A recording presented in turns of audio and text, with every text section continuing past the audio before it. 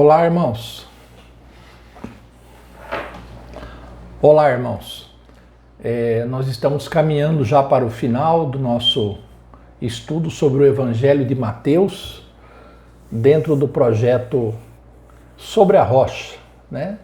Que visa nós lermos, meditarmos, entendermos e aplicarmos a palavra de Deus na nossa vida.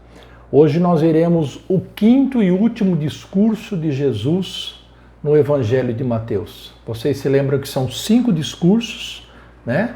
5 ensinamentos básicos, e hoje nós veremos o último, que é chamado de sermão profético ou sermão escatológico, porque Jesus vai revelar aqui as coisas que vão acontecer no final dos tempos. Essa é a finalidade da escatologia, né? O estudo das coisas que acontecerão lá no final dos tempos ou no fim dos tempos.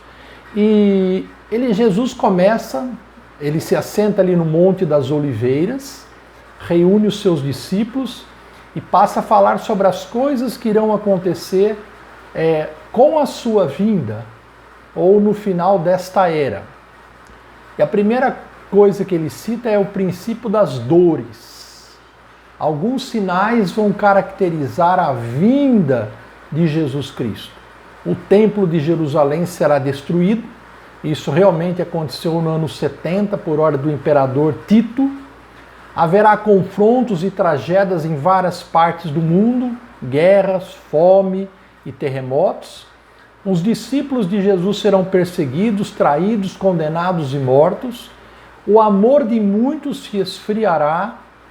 Surgirão inúmeros falsos profetas, dizendo ser o Cristo, e vão enganar a muitos, tanto dentro como fora das igrejas. Esses são os sinais, então, que antecederão a vinda de Jesus Cristo. Em todo o tempo, não numa época certa, mas até a vinda de Cristo, desde aquela época até hoje, até a volta de Cristo. Mas apesar de tudo isso, irmãos, Jesus diz o seguinte: o evangelho do reino continuará a ser pregado a todas as nações como testemunho. Glória a Deus por isso. Apesar de tudo isso que vai acontecer e já está acontecendo, o evangelho continuará a ser pregado. Quem será salvo diante de tantas provações? Jesus diz: é aquele que perseverar até o fim, aquele que mantiver a sua fé. Isso está lá no versículo 13. Logo depois, Jesus vai falar sobre a grande tribulação. Uma tribulação como nunca houve desde o princípio do mundo e jamais haverá. E aí sim, essa tribulação que vai acontecer apenas quando Jesus voltar, né? Ao contrário dos anteriores, que são vários sinais que ocorrerão durante toda a nossa vida ou durante toda a trajetória do mundo. Tá? Falsos profetas surgirão em nome de Satanás e farão muitos sinais e maravilhas para enganar os fiéis. Olha que interessante isso, irmãos. Enganarão a muitos com sinais e maravilhas. Aí Jesus fala: não acreditem neles, porque Jesus virá repentinamente, como um relâmpago que sai do Oriente e se mostra no Ocidente. Todas as nações da terra o verão, porque ele virá sobre as nuvens com poder e grande glória. Tudo será abalado, ele continua dizendo, irmãos, com a vinda de Cristo, tanto na terra como nos céus, sol, lua, estrelas. Ele mesmo enviará os seus anjos. Esses anjos virão à sua frente tocando suas trombetas e reunirão todos os salvos de uma extremidade à outra. Todos os salvos. E quando isso acontecer, Jesus conclui: todas as nações lamentarão. Todas as nações lamentarão. Diante dessas palavras de Jesus, o que os discípulos devem fazer? Essa é a nossa terceira reflexão. Eles devem estar preparados, irmãos. Preparados. Jesus usa aqui a ilustração de uma figueira. Quando os ramos se renovam e as suas folhas começam a brotar, é porque o verão está chegando.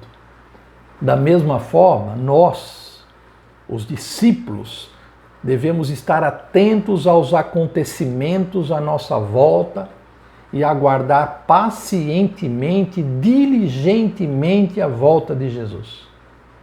Porque todas essas coisas, segundo Jesus, acontecerão na presente geração ou na era que nós estamos vivendo. Não haverá outra oportunidade, não haverá outra era. Jesus vai voltar agora. O reino já começou, já está aqui e vai ser consumado com a volta triunfal e gloriosa de Cristo. Então ele termina dizendo: os céus e a terra passarão, mas as minhas palavras não passarão. Aleluia. Quando isso irá acontecer? Essa é uma pergunta que os seus discípulos fizeram a ele e que todos nós fazemos. Mas quando isso vai acontecer? Jesus é enfático, ninguém sabe. Nem ele, apenas o Pai. O único que sabe o dia é o Pai. E é por isso que nós devemos, então, irmãos, estar preparados, vigiar em todo tempo. Ele cita o exemplo de Noé. Olha que interessante. Noé na época do dilúvio. O povo estava comendo, bebendo, se casando, dando-se em casamento, até o dia que Noé entrou na arca e eles nem perceberam. Eles estavam tocando a vida. Assim também acontecerá na vinda do Filho do Homem. Nós precisamos estar atentos. Ele cita também o exemplo de um ladrão. O ladrão vem e arromba a casa quando não há ninguém. Nós também devemos aguardar, porque Jesus, o Filho do Homem, virá numa hora em que nós menos esperamos. E para deixar bem claro esse nosso dever, irmãos, de vigiar, de estar preparados para a volta de Cristo, ele conta 3 parábolas. Primeiro é a parábola do servo insensato, o servo sensato e o servo mau. O primeiro, que é o sensato, ele faz tudo o que o Senhor determinou. E quando o Senhor volta, ele é recompensado. O segundo, o servo mau, como ele percebe que o Senhor dele, o amo, está demorando para voltar, ele começa a contrariar as suas ordens. Começa a fazer coisas erradas. Quando o Senhor volta, esse servo é punido severamente. A outra parábola, uma das mais conhecidas da Bíblia, é das virgens prudentes e das virgens loucas ou insensatas. Essas virgens, se você não sabe, são as damas de honra que acompanham o noivo na festa do casamento. 5 levaram óleo para colocar nas lamparinas. Quando o noivo chegou, o que aconteceu? Elas estavam preparadas, elas entraram para o banquete nupcial. As outras 5 não levaram óleo suficiente, não estavam preparados, o noivo demorou. Elas foram à cidade, correram à cidade comprar mais azeite ou óleo. Mas quando elas retornaram, a porta já estava fechada e elas ficaram do lado de fora. Não os conheço, disse o noivo. E a última parábola é a parábola dos servos bons e do servo mau, do servo negligente. A parábola dos talentos. 2 servos investiram o dinheiro que o Senhor havia dado a eles. Quando ele retornou de viagem, muito tempo depois, eles entregaram para ele, para o Senhor, o dobro do que haviam recebido. O Senhor então se alegrou e deu uma promoção a eles 2. O terceiro servo, o que ele fez? Ele cavou um buraco, escondeu o dinheiro que havia recebido. Aí, quando ele foi prestar contas para o amo, recebeu, deu para ele a mesma importância, 1 talento. O Senhor ficou tão aborrecido, que chamou de servo inútil, e mandou embora sem nenhum tostão no seu bolso. Para terminar essa sessão, irmãos, sessão tão importante, Jesus fala o julgamento das nações. Julgamento das nações. E aqui as Escrituras deixam bem claro, eu quero frisar isso, que todos os homens comparecerão diante do tribunal de Jesus para serem julgados. Diante de Jesus, o juiz. Hoje ele é nosso advogado, mas ele será um dia nosso juiz. E por ocasião desse julgamento, Jesus estará então sentado no seu trono, na glória celestial, e vai separar os fiéis dos infiéis, os que creram e os que não creram. A ilustração que ele usa aqui, irmãos, é a separação que o pastor faz das ovelhas e dos bodes, que são animais bem diferentes, ovelhas e bodes. As ovelhas, aqui nessa passagem, são um símbolo de fidelidade, símbolo de obediência, e elas estarão sempre na sua presença, na presença do rei. Receberão a herança do reino que foi preparado desde a fundação do mundo. Aleluia!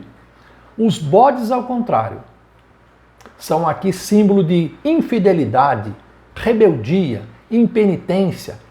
Eles serão expulsos da presença do rei e lançados no fogo que é preparado para o diabo e os seus anjos. O critério usado por Jesus aqui, se você ler depois com calma, não são as obras visíveis ou aparentes de cada um, mas o relacionamento de amor que eles mantiveram com Deus e com o seu próximo. Prova disso está lá, pode conferir no versículo 46, quando Jesus diz que os justos irão para a vida eterna, enquanto os outros irão para o castigo eterno. Glória a Deus por isso. Eu termino com uma reflexão. A palavra mais importante que nós temos aqui nesses 2 capítulos é vigiar. E ao contrário do que nós podemos pensar, vigiar não é simplesmente esperar, ficar de braços cruzados, não é uma atitude passiva. Vigiar, irmãos, estar em vigília, implica em estar atento, estar alerta e se esforçar para que o reino venha e cresça cada vez mais. É assim que nós seremos obedientes, fiéis e justos e estaremos preparados para a volta triunfante de Jesus Cristo.